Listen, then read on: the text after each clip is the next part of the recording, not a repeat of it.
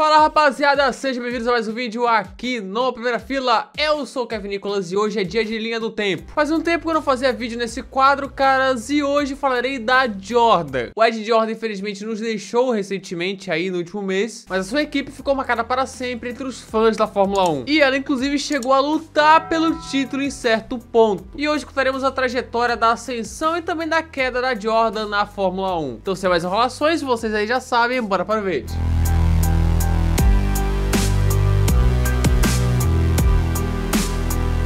Antes de tudo, precisamos saber como a Jordan entrou na Fórmula 1 como uma equipe. Já que ela não era uma montadora, não tinha lá rios de dinheiro, então como isso rolou? Senta que lá vem a história. Bem, Ed Jordan, um maluco irlandês, decidiu se aventurar como piloto ali nos anos 70 até mesmo nos anos 80. Só que sem muito sucesso. Tipo o que rolou com Christian Horner. É um fracassado. Nisso, mesmo ele estando com pouca grana, Ed Jordan decidiu fundar a sua própria equipe, a Ed Jordan Racing, nas categorias de acesso. Ele é louco mesmo, ele é doido. A equipe correu na Fórmula 3 e na Fórmula 3000 com relativo sucesso, onde alguns pilotos passaram pela Ed Jordan Racing, como Johnny Herbert, Martin Brundle, Martin Donnelly, Jean Alesi, Ed Irvine, Hans Harald Frentzen e até mesmo Damon Hill. Com o sucesso dessa equipe, tantos talentos revelados, inclusive aquela batalha entre Senna e Brundle na Fórmula 3 inglesa, o Brundle estava na Ed Jordan Racing. O Ed Jordan pensou, que tal eu criar uma equipe de Fórmula 1, hein? Nessa época era mais fácil criar uma equipe, era também mais barato, ao mesmo tempo que era mais difícil ser competitivo, então ia lá mais um garagista tentar a sorte na categoria. Ed Jordan então montou sua equipe para 1991, ano de entrada na categoria, a Jordan Grand Prix, onde o projetista seria o norte-irlandês Gary Anderson, que foi de extrema importância na equipe. Inclusive é engraçado que na Wikipedia tem o Motorsport ao lado do nome do Gary Anderson, porque existe o Gary Anderson bicampeão mundial nos dardos e também o Gary Anderson Kicker, que dá pesadelo até hoje nos torcedores do Minnesota Vikings. Mas enfim, os testes iniciais do primeiro carro, o Jordan 191, foram feitos por John Watson. Isso mesmo, aquele do final dos anos 70, começo dos anos 80, na vitória em Long Beach. A dupla de pilotos seria o experiente e mais doido André de Césares e Bertrand Gachot, que basicamente não tinha nacionalidade. E o carro verdão da 7-Up foi muito bem em seu primeiro ano, com motores Ford Cosworth. Os primeiros pontos vieram no Canadá, P4 de de Césares e P5 de Gachot. Ao todo foram 13 pontos conquistados e uma P5 nos construtores, só atrás de McLaren, Williams, Ferrari e Benetton. E o mais importante, Bertrand Gachot, vocês sabem, foi já contei aqui, né? Preso. E nisso a Mercedes pagou uma graninha legal para botar um tal de Michael Schumacher no assento da Jordan para o GP da Bélgica. O alemão foi P7 no qual e abandonou a corrida. Depois foi para a Benetton, mas na Jordan foi onde a carreira começou. Depois, inclusive, Roberto Pupo Moreno e Alex Zanardi correram pela Jordan em 91. Mas a trajetória da equipe irlandesa começou da melhor forma possível. Pena que em 92 e 93 ela sofreria mais do que o normal. Em 92 a Jordan então decide ter uma parceria com a Yamaha para fazer os motores.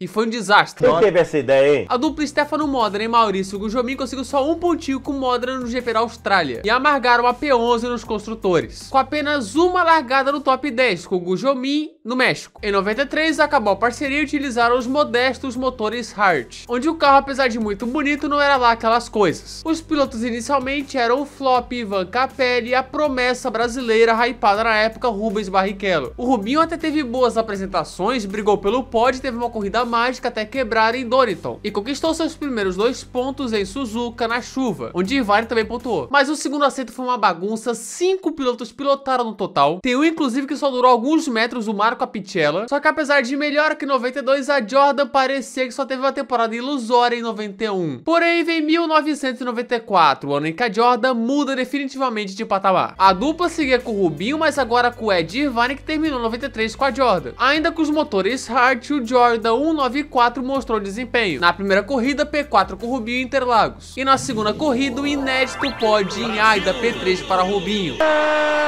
O primeiro pódio da história da equipe que mostrava que sim, a Jordan tinha evoluído. E os resultados seguiam bons e constantes após isso, com direito a 6 quartos lugares. Um com o substituto de Césares e Mônaco, 4 com Rubinho em Silverstone, Monza, Estoril e Adelaide, e um com Irvine em Jerez. Dessa forma, a Jordan era simplesmente a 5ª colocada no campeonato de construtores Williams com 28 pontos, o melhor ano da história da equipe até ali, e que prometia mais no futuro. Isso porque em 95 a Jordan obteve uma parceria com os motores Peugeot, que fracassaram com a McLaren. O início dessa parceria foi difícil, o desempenho e resultados foram piores que em 94. Porém, Rubinho e Irvine foram ao pódio em conjunto no GP do Canadá daquele ano. Na classificação, a Jordan foi a sexta com 23 pontos, uma colocação pior que 94. Em 96, Irvine vai para a Ferrari, o experiente Martin Brundle vem para seu lugar, onde com aquela Jordan dourada, belíssima, a escuderia faz um ano ok. Nenhum pódio conquistado, mas muita consistência, especialmente de Rubinho, que fez o seu segundo melhor ano em pontos até ali, colocando a Jordan na P5 no campeonato com 22 pontos. Porém, o nosso querido Rubens Barrichello vazaria da Jordan para Stewart em 97, e Brundle se aposentaria para virar comentarista. Assim, a Jordan renovaria completamente a sua dupla com os jovens Giancarlo Fisichella e Ralf Schumacher, esse último irmão mais novo do já consagrado Michael Schumacher. E 97 seria o ano da lendária Jordan amarela. Sim, a Jordan amarela começou nesse ano e não saiu mais. Os senhores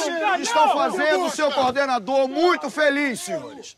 Muito obrigado, senhores. Esse que era o famoso carro com a cobra no bico. De 98 a 2000 usaria uma Vespa no lugar da cobra, o famoso carro Buzzy Hornet. Com esses dois jovens, uma equipe renovada, a Jordan Grand Prix foi bem demais. Logo em sua terceira corrida na Fórmula 1, Ralf Schumacher foi pódio na Argentina. E sim, nessa época correu na Argentina. Fisichella também conquistou seu primeiro pódio no Canadá, assim como também foi segundo lugar em Spa, onde sempre andou bem. E com a Jordan não pontuando em apenas 6 das 17 corridas do ano, a escuderia irlandesa foi a quinta no campeonato com 33 pontos, a melhor temporada da história até ali. Parece que o carro amarelão da Benson e Hedges, além de muita aura, também tinha resultado. Porém, 97 foi o último ano da parceria com a Peugeot, onde de 98 para frente a Jordan usaria os motores Mugen Honda. E aí as coisas melhoraram muito. Em 98, Giancarlo Fisichella vai para a Benetton, e para o seu lugar veio o veterano campeão de 96, Damon Hill, que estava na Nica Erros. E Hill teria uma importância gigantesca, e que já tinha trabalhado com Eddie Jordan nas categorias de base. O ano começou muito difícil. A Jordan ficou 8 das 16 primeiras provas sem pontuar. Parecia que a temporada seria um fiasco, volta a motores Peugeot. Tinha mudado para melhor, não estava muito bom, tava meio ruim também. Mas nesse meio tempo chega Mike Gascoigne em junho para ser o diretor técnico, pensando em 99, e já fazer a transição para a saída de Gary Anderson, que estava na equipe desde 91. Em julho, a Jordan conquista seus primeiros pontos no GP da Inglaterra, P6 de Ralf, e depois disso ela embalou. As quebras constantes diminuíram, o desempenho melhorou e a constância também. Assim, a Jordan, que não pontuou em nenhuma das 8 primeiras corridas, pontuou em 7 das últimas 8, inclusive 3 com ambos os pilotos. E a chave de ouro foi no caótico GP da Bélgica, onde com os líderes se lascando legal como Hakkinen e Schumacher, Damon Hill assumiu a ponta e venceu com dobradinha. Afinal, Ralf foi o segundo. O primeiro pódio veio em 94, a primeira vitória veio em 98 com o campeão mundial. Beleza, teve a parada da ordem de equipe, que mandaram o Ralf Schumacher não ultrapassar o Damon Hill. Ralf, you cannot overtake Damon. Okay, that is team order. You cannot overtake Damon.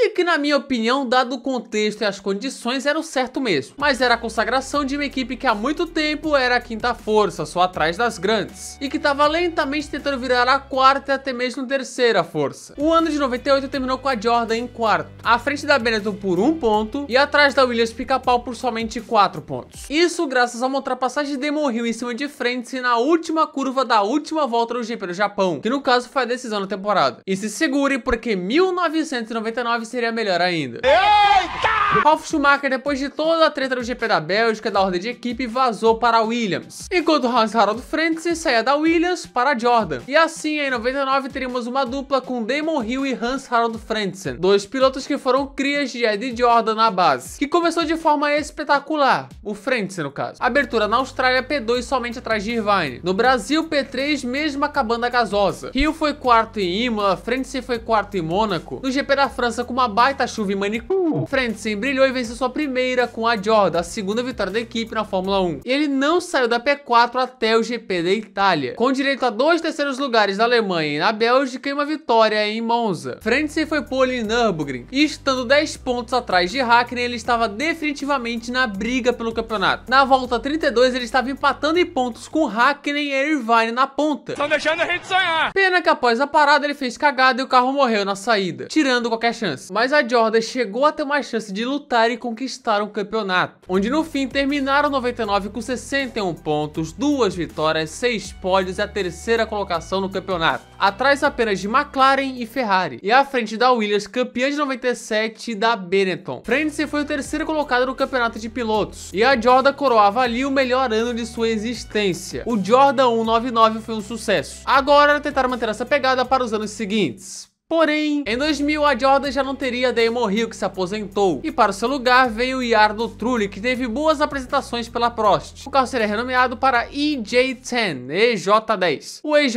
de Eddie Jordan, e o 10 é porque era a 10ª temporada da equipe na Fórmula 1. E o ano não foi dos melhores. A equipe voltava a ser uma equipe de meio de pelotão bem consolidada ali. Frentzen conquistou 2 pódios, uma P3 no Brasil e Indianápolis. O carro era até interessante, rápido, largaram 3 vezes na primeira fila. Em Mônaco, Trulli e Frentzen brigaram pelo pódio, até poderia vencer com o abandono do Schumi, mas terminaram aquele GP sem pontuar. Foi um ano difícil e que armagaram o 6º lugar nos construtores com apenas 17 pontos. E a coisa só pioraria. Em 2001, a Jordan usaria motores Honda purinhos, não era mais o Milger Honda, mas foi um ano tão turbulento quanto 2000. Frentzen, enfrentando problemas com Eddie Jordan, foi demitido no meio do ano. Mike Gascoigne saía para a Benetton. Além do titular Trulli, correram também Ricardo Zonta e Jean Alesi. Só bagunça. E nada de pódio, só uma P5 no campeonato com 19 pontos conquistados. Melhor que 2000, mas ainda oscilante. 2002 teria Giancarlo Fisichella retornando e Takuma Sato como dupla, que não conseguiram muita coisa também. Fisichella pontuou 4 vezes e Sato somente uma no Japão. E a Jordan foi apenas a 6ª no campeonato com apenas 9 pontos, a menor pontuação desde 1993. Acabou o troveta. O declínio era visível e, acredite, só iria piorar. 2003 marcava o retorno da Jordan aos motores Ford Cosworth, que já estavam bem mais ou menos. A dupla era Giancarlo Fisichella e o novato Ralf Firma. O Firma. E a TV inglesa mostra a câmera no carro do Firma, mostra o Firma e o Rubinho vai atacando o Raikkonen. E a TV inglesa mostra o Firma. Ano esse que Eddie Jordan processou a Vodafone em mais de 150 milhões de libras, por uma quebra de acordo onde a Vodafone passou a patrocinar a Ferrari. Mas ele deu para trás e desistiu do processo porque sabia que não ia ganhar. Depois disso, os problemas financeiros da Jordan se intensificaram. Acabou o dinheiro. Giancarlo Fisichella conquistou uma milagrosa e improvável vitória do GP do Brasil em 2003. Aquela corrida louca que só entregaram o troféu para ele em Imola. Só que mesmo assim a Jordan conquistou somente 13 pontos e foi a 9ª no campeonato. 9ª, a pior posição desde 1993. Em 2004 as coisas seguiram piores ainda. Nick Heidfeld e George O'Pantano era a dupla titular. Heidfeld ainda pontuou em Mônaco e no Canadá. Corrida essa que o substituto Timo Glock pontuou também. Cadê o Glock? Cadê o Glock? Cadê o Glock? Mas ao todo foram 5 pontinhos e uma P9 no campeonato. E aí vem 2005 o fundo do poço, onde a dupla era os fracos Thiago Monteiro e Narai Kartikeya, e agora usando motores Toyota. Thiago Monteiro chegou a pontuar na Bélgica sem boicote, uma P8, porém o grande momento foi a corrida com apenas 6 carros em Indianápolis, onde Monteiro foi ao pódio e conquistou o último pódio da Jordan na Fórmula 1. 12 pontos e uma P9 no campeonato para a despedida da equipe Jordan. Isso porque ela foi vendida por 60 milhões de dólares para o grupo Midland, que teria a equipe Midland em 2006. E tá aí encerrada a trajetória da Jordan na Fórmula 1. Bem, amigos, terminou. Uma equipe que começou pequena, com esse piloto comandando ela, nada muito badalado, mas que aos poucos foi melhorando, ganhando seu espaço, com pilotos competentes, ótimos profissionais, e chegou ao seu pico em 99, onde chegou a ameaçar a Hakkinen pelo título. Pena que depois foi só decadência até o seu fim em 2005. Mas a equipe de Eddie Jordan é querida até hoje pelos fãs da Fórmula 1. E esse foi o lindo tempo da equipe Jordan na Fórmula 1. Tá aí, gente, se você gostou desse vídeo, se inscreva aqui no canal, ative as notificações, clique no gostei e espalhe esse vídeo com a galera. Não se esqueça de me seguir no Instagram, @primeirafila_F1, no Twitter também, @KevinNicholasPFU, que é o meu perfil, e Discord tá aqui embaixo. Valeu aos membros, se quiser virar um aqui, que é algo simbólico, tá botãozinho, seja membro aqui embaixo, tá? É isso, enfim, vire se quiser virar, show, se não quiser, beleza? Mande sugestões aqui nos comentários. E é isso, muito obrigado a quem assistiu o vídeo até aqui. Nós estamos juntos, para comentário fixado, nós estamos juntos, falou!